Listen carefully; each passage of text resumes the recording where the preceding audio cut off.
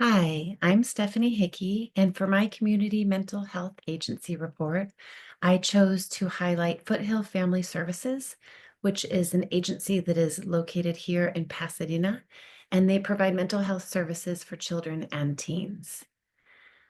So to begin with, this quote really jumped out at me. There is no normal life that is free of pain. It is the very wrestling with our problems that can be the impetus for our growth. I feel like a lot of the reading that we've been doing talks about this, turning the pain into this growth and finding that resiliency. So I wanted to just start with this quote.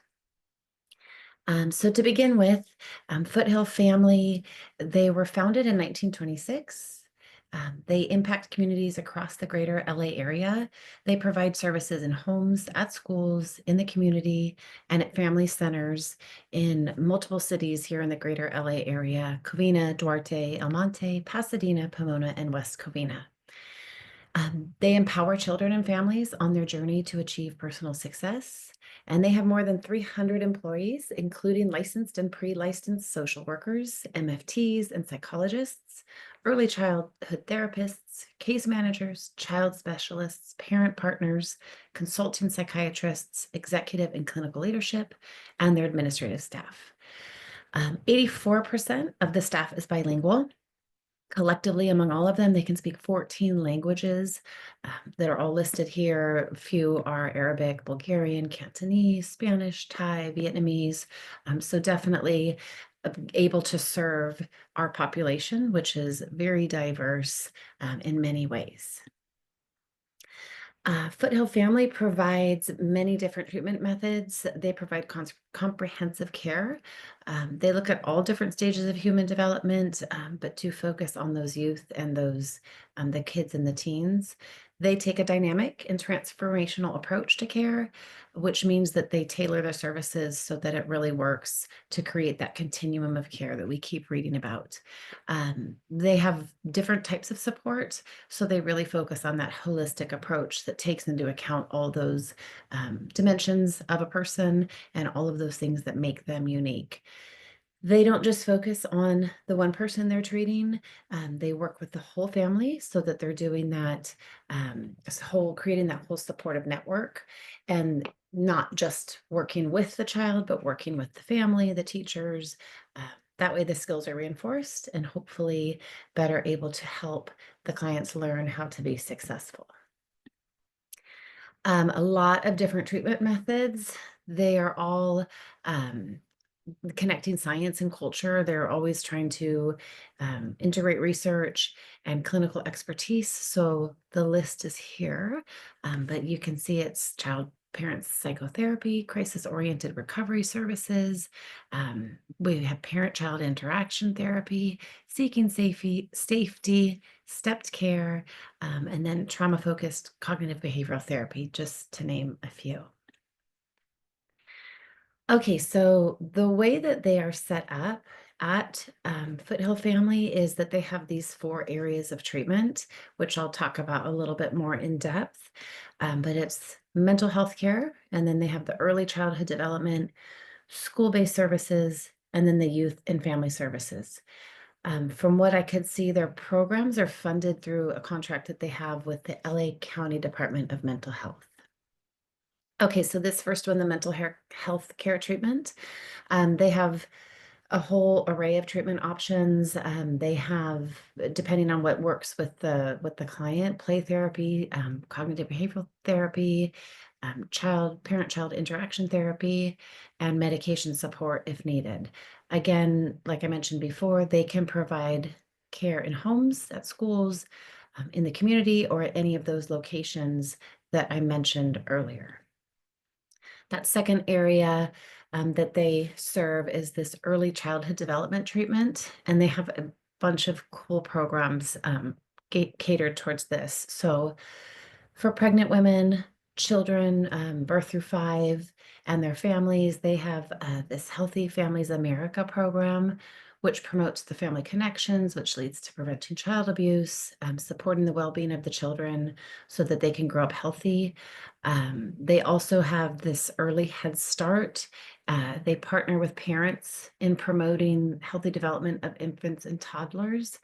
And like I highlighted here, their services include educational curriculum, nutrition and health services, behavior and social emotional support, developmental screenings, individualization for children with special needs, and support for families. Again, they offer those weekly home visits. And again, you can, the program supports women who are pregnant, and they can go to, who live or work in Alhambra, Azusa, Baldwin Park, Covina, Duarte, El Monte, La Puente, Pomona, Rosemead, South El Monte, and West Covina. Continuing with that second tier of their structure, the early childhood development treatment, they have another program called First Connections, which is a program for children who are showing developmental delays. It provides the early screenings so that those developmental delays can be identified. And they also can provide psychological testing, parent workshops, and linkages and resources for supportive services. Another program within this tier is their Early Esteem program. This is mental health services for children up to age 5 and their families if they're showing developmental delays, behavioral problems, mental health challenges. Again, like I've mentioned a couple times, they can go to the homes, to the preschool, or to one of the centers. And again, they incorporate different types of methods depending on what seems to be working for the child and the family, which could be that play therapy, family therapy, or other unique interventions that might work. So the third tier is the school-based service, and this is for children and youth who are showing social or emotional challenges within the school setting.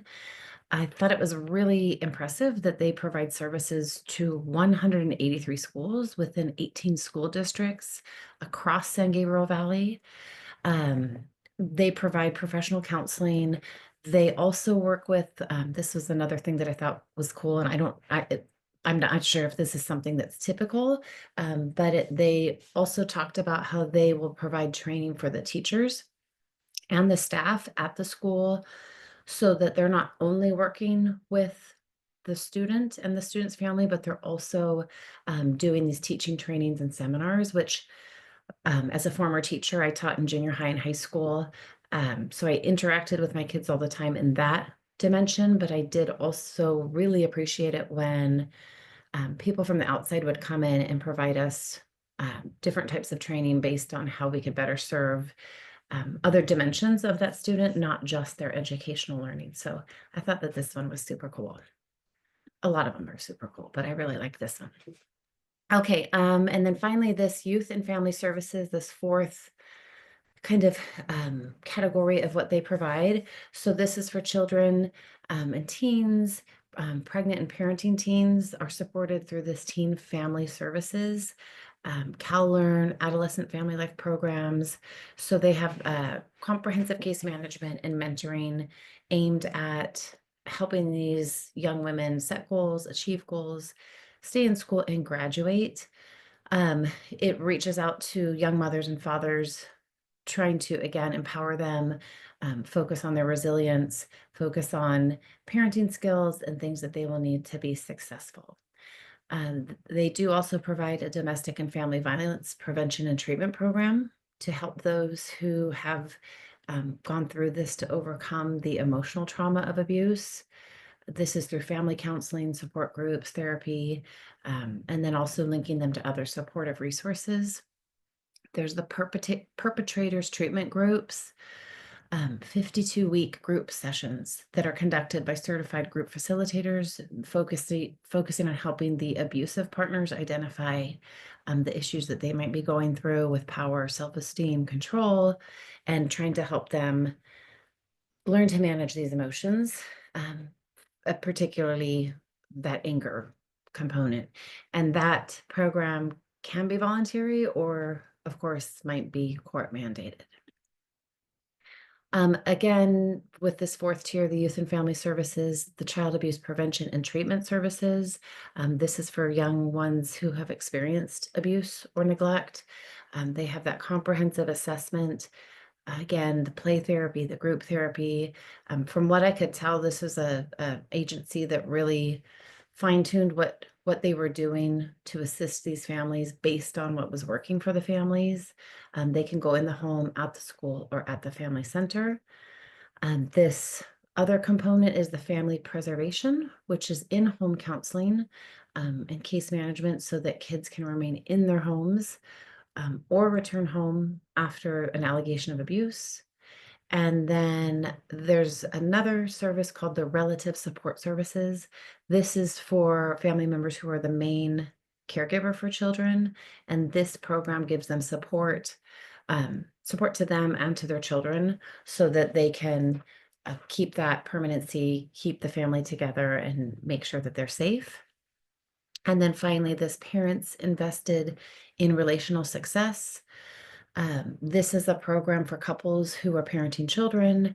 Again, this one seemed really cool to me that the parents could use these services to get a lot of education and hands-on training with different relational skills and with parenting skills. Okay, so when I did my research on Foothill Family Services, it seemed to me, obviously I haven't used their services and haven't spent a lot of time there, but from everything I could see, it looked like a very comprehensive, connected, very compassionate program for the greater LA area. Just a few of the reviews that I saw, there were quite a few really good reviews when I searched them up, but couple of them are stated here. So their eagerness to support, their professional staff, and their empathetic therapists are beyond helpful. Foothill Family Services is one of the best community partners our school could ever ask for.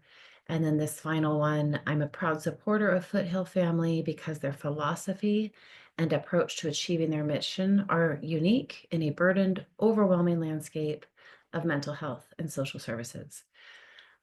As I was doing my research, I thought I would really love to be able to get a spot here for my practicum because it just seemed, because I was a teacher with junior high and love working with kids and um, would love to help them, this just seemed like a place that I would really enjoy being a part of and learning from them. So 3 additional community resources. I posted the links here. I'm not sure if it's going to work when I go to them, but I will include this PowerPoint in my assignment in case it doesn't. But NAMI provided a lot of services for kids and teens that just as I was reading it, these seemed more like a place that young kids could go to and just more not a lot of outside help for this, but just things that they could do, like talking to these kids. Again, I'm not sure if my screen is showing this, but I'll read it to you. So it's this resource on helping them find a trusted adult, which I think I'll talk about in a minute, is one of the barriers to getting help. How to help a friend, which again, having been a teacher, these were some of the things that we used to talk with the kids about, is just talking to a trusted adult, helping a friend. So these resources seem to me to be um, a little bit more kind of hands-on and what's the word? Like there's not somebody coming in helping with these, but things that kids and families could use as maybe a base level to help them with some things. The other was this teen line that I had never heard of. I saw this when I was looking at okay, one sec. I think it's going to load. Looking just around for different resources. This teen line seemed really cool to me. Again, I don't know if my screen is showing you this, but um, it says if you're a teen and you need to talk or vent to another teen about how you're feeling, that you could contact this teen line. And it has a phone number, it has a text option, an email option. There's an app that you can download, and then there's a message board. To me, this seemed super cool. I don't know if this is something that teens would really use, but it sure seems like a pretty good idea for a kid who just maybe wants to talk to another teen, maybe doesn't feel comfortable talking to one of their peers or somebody at their school or in their community. So I thought that was very cool. Um, hoping that my screen is still sharing, but again, if it's not, I will upload this whole thing. The third resource that I found was at the Pasadena Library, this safe space, and it sounded like teens could just go there, and there's a physical space within the library where they could go, and it was just a space for them to immediately go and be safe and have trusted adults around them to help keep them safe and advocate for them. Okay, let's see here. Let me get, okay. For me, I felt like when I was thinking about what would keep teens from getting help, teens or young kids, the first always seems to be lack of health insurance, so no way to afford the help. The second, no one advocating for them, so either the parent or the caregiver is unable to do this for whatever reason. Um, like I mentioned before, maybe they haven't found a trusted adult. They don't feel like there is a trusted adult in their life that they can go to. The third is pride or their shame or embarrassment, which is just, in my experience working with kids, it just, especially like the age that I was working with, it just seemed like sometimes they just wanted to appear as though they had it all together. I did certainly have some kids who would come and talk to me about some um, pretty heavy things, but it there was always a bit of a resistance. So I think for kids, they don't want to stand out. They don't want to be, identified as having the problem. So I think that could be a barrier. Um, and again, that's when we're talking about older kids. For younger kids, it would be more that maybe they just don't have somebody who's helping advocate for them. The fourth thing that we've talked about a lot within all of my classes are just the cultural standards and the implications within somebody's culture. It might be that it's not, it's frowned upon to reach out for help or to ask for help. So that could definitely play in. And then I think just in general, when we're talking about, youth and kids and teens, I don't think really know what's out there for them. I think there might be a lot of young parents, when we talk about the teen parents, who don't know all of the resources that are available. So to finish up, for my reflection, Foothill Family appears to do an excellent job being an accessible resource within the community. It's an agency that definitely appears to serve a diverse population, fostering inclusivity. From what we've talked about in class and read and watched about, especially this week, the video on the recovery model that Dr. Raggins talked about. It seems like Foothill Community is providing that care that's focusing on the whole person, being client driven, and really empowering its clients so that they are able to move forward in life with this sense of resilience and strength. So that is the conclusion of my presentation. I really enjoyed doing it, and I hope you enjoyed it. Thank you.